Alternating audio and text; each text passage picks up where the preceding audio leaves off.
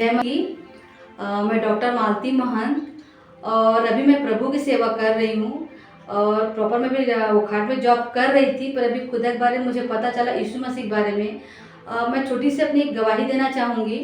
कुछ दिन से मेरे गर्दन में बहुत ज़्यादा पेन हुआ करता था और मैंने डॉक्टर लोगों को दिखाया, उस समय अग्रवाल सर हुआ करते थे, वैभव अग्रवाल। तो वो मुझे बोलते थे कि तू कोई भी मेडिसिन ले ले, और ऐसा चल रहा था करीब 3-4 महीने से और गर्दन में इस कदर दर्द होने लग गया था, मतलब अपना पिलो के नीचे ही अपना नेक रख पाती थी। और बीच में कुछ दौरान ऐसा हुआ कि जो मेरा राइट हैंड है पूरी तरीके से सुन्न हो गया था और ऐसे मेरा ड्यूटी आना जाना चल रहा था।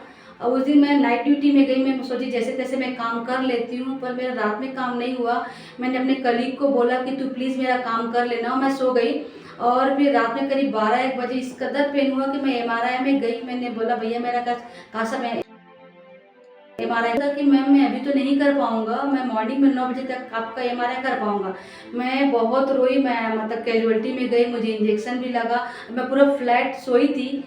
फिर जब एमआरआई हुआ तो उन्होंने दिखाया कि मेरे गर्दन में कुछ कुछ राउंड राउंड दिख रहा है।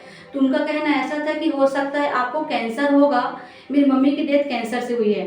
तो मैं यीशु मसीह पे विश्वास करने लग गई थी। मैंने बोला नहीं, मैं मुझे कुछ कैंसर जैसा नहीं होगा।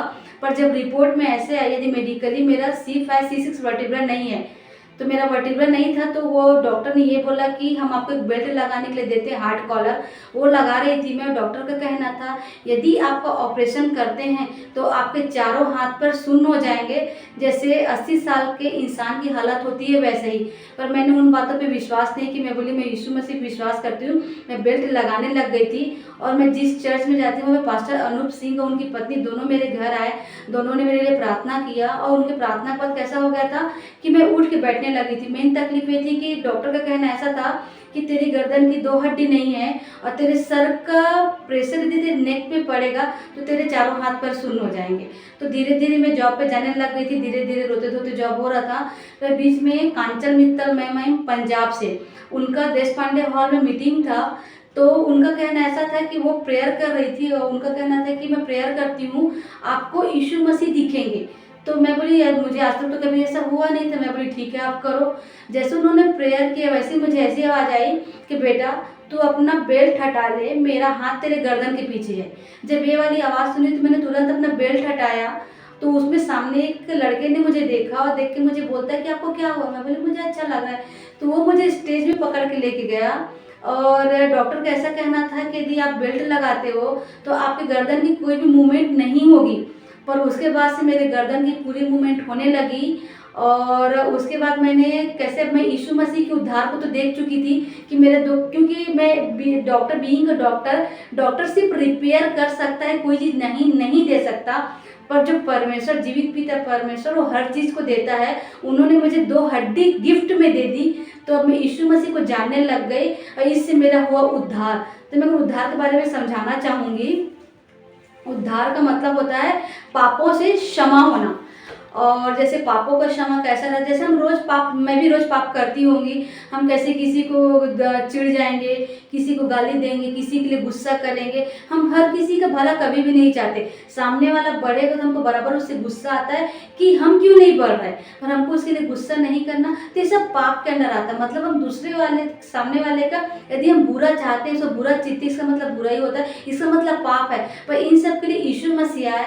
यीशु मसीह जब आए तो वो उनके लिए एक कुंवारी कन्या गर्भवती हुई जिसका नाम था माता मरियम, और उससे पुत्र पैदा हुआ। मतलब उनके सामने यदि मैं बीइंग डॉक्टर बताऊंगी तो उनके मम्मी और डैडी का शारीरिक संबंध नहीं हुआ था, वो पवित्र आत्मा द्वारा पैदा हुए और यीशु मसीह हमारे लिए क्रूस पे कुर्बान हो गए। आप बोलोगे क्रूस क्या है, तो पहले ज़माने में कैसा हुआ करता था, मिस्र के टाइम पे, कि जब किसी को अपन सजा देते थे तो उसको क्रूस पे चढ़ाते थे।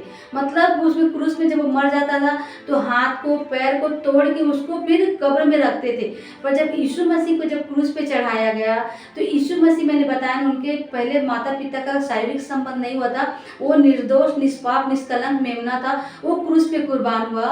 और अभी तक ऐसा हुआ करता था कि क्रूस सबसे श्रापित हुआ करता था, क्रूस को कोई भी नहीं देखता था। पर जब यीशु मसीह क्रूस पे कुर्बान हो गए तो आज हर मसीही घर में क्रूस लगता है, क्रॉस लगता है, क्योंकि यीशु मसीह के लहू के द्वारा वो क्रॉस पवित्र हो गया और हमारे पापों के लिए यीशु मसीह क्रूस पे कुर्बान हो गया। इसीलिए मसीही लोग क्रूस को मानते। मैं भी नहीं जानती थी यीशु मसीह को, जब मुझे उद्धार मिल गया, मतलब उद्धार मतलब मैं भी यही सब जो पाप मैंने बताया, मैं सेम वही पाप करती थी। पर जैसे मेरे गर्दन की 2 हड्डी आ गई, मैंने परमेश्वर को जाना, क्योंकि बीइंग अ डॉक्टर मैं देखी हूँ कि डॉक्टर सिर्फ रिपेयर कर सकता है, डॉक्टर कोई भी चीज़ नहीं दे सकता।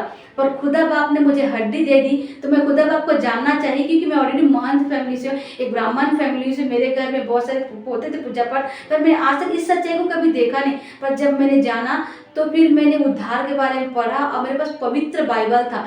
तो बाइबल पवित्र का मतलब ये होता है कि परमेश्वर जिसने कभी भी कोई पाप नहीं किया, जिसने कभी भी किसी के लिए बुरा नहीं बोला, उन्होंने हर किसी से प्रेम और मोहब्बत किया। तो उसी पवित्र बाइबल से मैं पढ़ने लगी। तो पवित्र का मतलब है कि हम किसी का हमेशा भला चाहे, यदि हम किसी के लिए बुरा चाहते तो डेफिनेटली पाप होगा, और उस पाप के लिए यीशु मसीह हमारे लिए क्रूस पे कुर्बान होकर अपनी जान दे चुके हैं। पर हम पवित्र बाइबल के थ्रू यीशु मसीह को जानने लगा। और मैं बहुत पापी हुआ करती थी, पर जैसे मैं बाइबल को पढ़ती हूँ तो उसका हर एक कलाम मेरे हृदय में कार्य करता और उसके द्वारा मैं अंश अंश बदलने लगी। अब मैं चाह के भी कोई पाप नहीं करती, मैं पूरा श्रेय यीशु मसीह को जाता है। तो इस समय मैं यीशु मसीह की ही तारीफ करूँ, यीशु मसीह के नाम से कहती हूँ आमीन। आमीन।